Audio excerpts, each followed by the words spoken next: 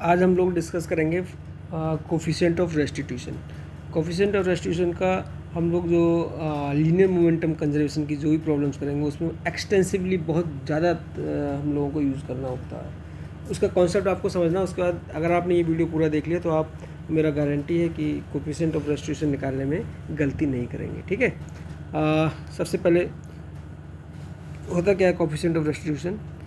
देखो, जब भी कोई चीज़ कोलिजन कर रही होती है, कोलिजन करने वाली होती है, तो उसमें क्या होता है, जो पीछे वाली ऑब्जेक्ट होती है उसकी वेलोसिटी थोड़ी ज़्यादा रहती है। उसी केस में ये इसको पकड़ पाएगी और कोलिजन कर पाएगी। या फिर क्या होता है, कोलिजन करते वक्त दोनों एक दूसरे की तरफ ही मूव कर रही होती हैं। यही दो केस होते हैं, तो एक के पीछे एक जा रही होगी या फिर दोनों हेड ऑन कोलिजन हो रहा होगा एक दूसरे की तरफ। ओके, तो हम लोग पहला केस करते हैं कि जब ये एक ही डायरेक्शन में जा रही हैं, तो ऑब्वियस है कि पीछे वाली की वेलोसिटी ज़्यादा होगी। मैंने मान ली इसकी वेलोसिटी UA है और इसकी है UB, तभी कोलिजन कर पाएंगे, अदरवाइज कोलिजन नहीं कर पाएंगे। तो इस केस में हमारे लिए एक वेलोसिटी ऑफ अप्रोच निकालना होगा। कोलिजन तभी होगा जब दोनों के पास वेलोसिटी ऑफ अप्रोच होगी, अदरवाइज कोलिजन होगा ही नहीं। अगर मान लो इसकी वेलोसिटी ज़्यादा होगी और ये कम होगी तो ये कोलिजन हो ही नहीं पाएगा। तो वेलोसिटी ऑफ अप्रोच इस केस में क्या होगी, जबकि एक ही डायरेक्शन में जा रहे हैं, तो उस केस में वेलोसिटी ऑफ अप्रोच हो जाएगी UA, क्योंकि ये ज़्यादा है, माइनस UB, क्योंकि अगर ये 5 से जा रही है, वो 3 से जा रही है, तो ये नेट 2 से ही आगे जा रही होगी। तो अगर B की तरफ से हम देखेंगे तो ये, क्योंकि B आगे जा रहा है 2 मीटर पर सेकंड से और ये 5 से आ रहा है, उसके पीछे पीछे आ रहा है, तो नेट ये कितने से आ रहा होगा, 3 मीटर पर सेकंड से। ओके, वेलोसिटी ऑफ अप्रोच इस केस में हो जाएगी, फर्स्ट केस में ये हो जाएगी, जबकि वन डायमेंशन मतलब एक पर्टिकुलर डायरेक्शन में जा रही है। और हेड ऑन केस में वेलोसिटी ऑफ अप्रोच, और दोनों एक दूसरे की तरफ ही आ रहे हैं, उस केस में वेलोसिटी ऑफ अप्रोच क्या हो जाएगी, बोलो भाई। ये 5 से आ रहा है, ये 3 से आ रहा है, तो दोनों एक दूसरे की तरफ रिलेटिव नेट जिसको बोलेंगे, जिससे अप्रोच हो रही होंगी, दैट विल बी 8 मीटर पर सेकेंड। क्योंकि दोनों, अगर आप एक तरफ से कार पे बैठे हुए हैं, दूसरी तरफ से कार बैठे हुए हैं, तो दोनों, एक 50 किलोमीटर पर आवर से आ रही, दूसरी 60 किलोमीटर पर आवर से आ रही, तो दोनों का एडिशन हो जाता है। तो सिमिलरली यहाँ पर वेलोसिटी ऑफ अप्रोच जब हेड ऑन कोलिजन हो रहा होगा, then this will be equal to UA plus UB। ठीक है, तो वेलोसिटी ऑफ अप्रोच निकालने के लिए दो केस में हमने आपको बता दिया कि जब स्ट्रेट लाइन में हो रहे होंगे तभी होगा, और जब हेड ऑन हो रहा होगा तभी हो जाएगा। अब आफ्टर कोलिजन हम लोग कंडीशन देखते हैं। आफ्टर कोलिजन दो केस हो सकते हैं आफ्टर कोलिजन। ये इधर जा रहा है B, इसके मान ली VB, और ये VA। दो केस हम डिस्कस करते हैं। तो इस केस में वेलोसिटी ऑफ सेपरेशन निकालेंगे अब हम लोग। अब तो कोलिजन हो गया, अब अप्रोच की बात ही नहीं रही।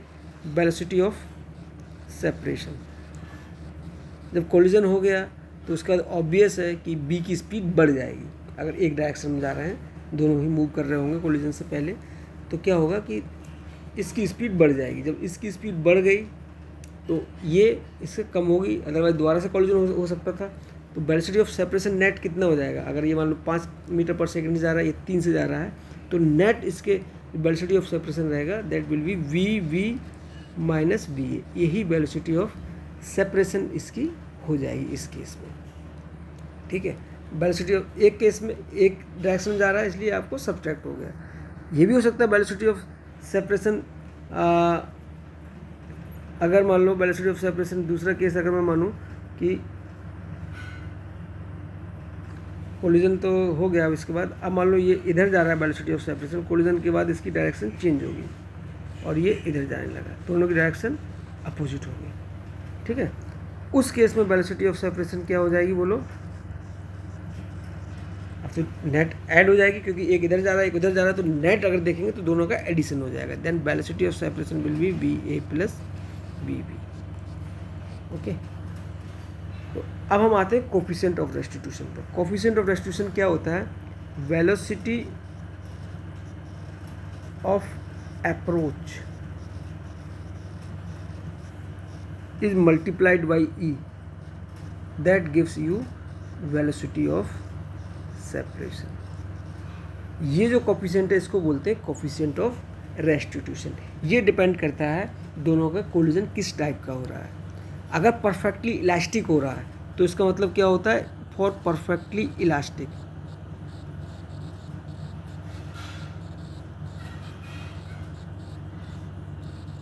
फॉर परफेक्टली इलास्टिक कोलिजन, इसमें क्या होता है, काइनेटिक एनर्जी लॉस नहीं होती है। जो पहले कोलिजन से पहले दोनों की काइनेटिक एनर्जी है सिस्टम की, वही कोलिजन के बाद काइनेटिक एनर्जी रहती है। तो for perfectly elastic collision E is equal to 1 होता है। इसका मतलब क्या हो गया, वेलोसिटी ऑफ अप्रोच मतलब कोलिजन से पहले will be equal to velocity of separation.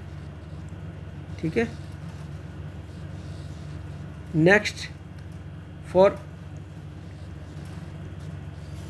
Perfectly बात कर रहा हूँ, परफेक्ट कोई चीज़ होती नहीं, लेकिन यहाँ पर हम आइडियल बात कर रहे हैं। For perfectly in elastic collision,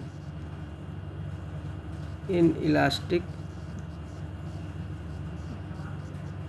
collision, इस केस में क्या होता है, ई इज इक्वल टू 0। देखिए अगर आप ई इज इक्वल टू 0 लगा देंगे तो velocity of separation will be equal to 0। मतलब दोनों का सेपरेशन होगा ही नहीं कोलिजन के बाद, यानी कि दोनों चिपक के ही मूव करने लगेंगे। परफेक्टली इन इलास्टिक कोलिजन में दोनों चिपक के मूव करने लगती हैं। ओके, बट प्रैक्टिकली ना तो कोई परफेक्टली इलास्टिक कोलिजन होता है, ना ही परफेक्टली इन इलास्टिक कोलिजन होता है। तो ई हमारा कुछ भी हो सकता है 0 to 1 के बीच में। ठीक है। तो परफेक्ट अगर मैं कहूँ कि परफेक्टली इलास्टिक कोलिजन हो रहा है तो इससे हम लोग कोलिजन के बाद की वेलोसिटी भी निकाल सकते हैं। वो एग्जांपल हम थोड़ी देर बाद कराते हैं। पहले हम देख लेते हैं कि अभी इसमें थोड़ा सा इतना इजी आपको प्रॉब्लम नहीं मिलेगा। इसमें आपको देखना क्या है कि velocity of approach and velocity of separation, दोनों जो कोलिजन कर रहे होते हैं उनके सेंटर को मिलाते हैं और इसी लाइन के अक्रॉस हमारे लिए वेलोसिटी ऑफ अप्रोच और वेलोसिटी ऑफ सेपरेशन निकालना होता है। तो वन डायमेंशनल जो कोलिजन होता है तो उस केस में तो ये सही है, but in case of oblique collision, oblique collision मतलब कि भाई थोड़ा सा 2 डायमेंशनल कोलिजन हो गया, ऑब्लिक कोलिजन और कह सकते हैं 2 डायमेंशनल कोलिजन। उस केस में हम लोग कैसे टैकल करते हैं, मान लो एक ये है और एक ये, तो ये इधर जा रहा है और मैंने मान लिया ये इधर आ रहा है। ठीक है, ये यू ए है और ये यू बी है। इसकी रेडियस कुछ होगी r, इसकी मैंने मान लिया स्मॉल r। तो जब ये स्ट्राइक करेंगे तो उस समय हम लोगों को जो वेलोसिटी ऑफ अप्रोच और वेलोसिटी ऑफ सेपरेशन निकालना होगा, वो इन दोनों के सेंटर्स को ज्वाइन करेंगे। इस लाइन के अक्रॉस ही हमारे लिए वो कंपोनेंट्स निकालने होंगे। तब हम उसमें कोफिशिएंट ऑफ रेस्टिट्यूशन का जो हमने कोफिशिएंट जो हमने पढ़ा है वो हम इसमें अप्लाई कर पाएंगे। ठीक है, ये मैंने मान लिया यू ए है और ये मैंने मान लिया यू बी है। ठीक है, तो ये मैंने मान लिया एंगल θ1, ये ज्योमेट्री सिंपल ज्योमेट्री से θ1 θ2 निकल के आ जाते हैं। तो अब अलोंग कॉमन सेंटर, इसके अलावा जो कंपोनेंट्स आएंगे उसी में हम लोग वेलोसिटी ऑफ अप्रोच निकालेंगे। सो velocity of approach in this case वो हो जाएगा इस लाइन के अक्रॉस कंपोनेंट लेंगे। तो this will be u a cos θ1 और ये वाला इसका हो जाएगा यू बी कॉस θ2। ठीक है जी। तो वेलोसिटी ऑफ अप्रोच समझ में आ गया। दोनों के सेंटर के अलोंग लाइन जो ज्वाइन करेगी उसके अक्रॉस निकालने कब, अगर मान लो उसी के अलोंग वेलोसिटी तो कोई दिक्कत नहीं, अदरवाइज हमको उसके डायरेक्शन में कंपोनेंट लेना है। तो वेलोसिटी ऑफ अप्रोच क्या हो जाएगा, दोनों एक ही तरफ हेड ऑन कोलिजन हो रहा है, एक ही तरफ मूव कर रही है, तो velocity of approach will be u a cos θ1 plus u b cos θ2। Similarly after collision जो वेलोसिटी ऑफ सेपरेशन होगी वो भी हम इसी लाइन के अक्रॉस ले लेंगे। अदरवाइज मान लो आफ्टर कोलिजन इसकी स्पीड एक ये इधर आ गई VA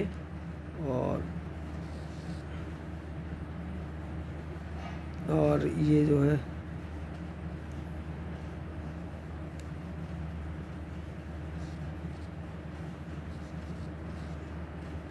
इधर आ गई, तो हमारे लिए ये वाला जो वेलोसिटी ऑफ अप्रोच और वेलोसिटी ऑफ सेपरेशन निकालनी पड़ेगी वो इस डायरेक्शन में निकालनी पड़ेगी। ये कुछ एंगल अल्फ़ा मैंने मान लिया बीटा हो गया, ये सब सिंपल ज्योमेट्री से निकल आते हैं। क्वेश्चन इस तरह दिया जाता है कि ये एंगल आपके निकल आते हैं। तो वेलोसिटी ऑफ सेपरेशन इस लाइन के अक्रॉस लेंगे तो this will be equal to VA cos alpha और ये हो जाएगा VB cos beta.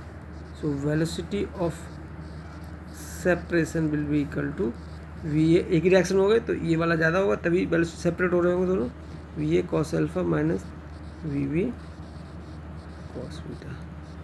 Okay, I hope कि इस टेक्निक से आपका सारे के सारे जो velocity of approach velocity of separation निकालने के कॉन्सेप्ट क्लियर हो जाएंगे और आपका कोफिशिएंट ऑफ रेस्टिट्यूशन निकालने में कोई भी दिक्कत नहीं होगी। ठीक है, अगर कोई दिक्कत होती तो आप इसमें कमेंट्स में लिख सकते हैं, आपको उसका रिप्लाई मिल जाएगा। Thanks for watching.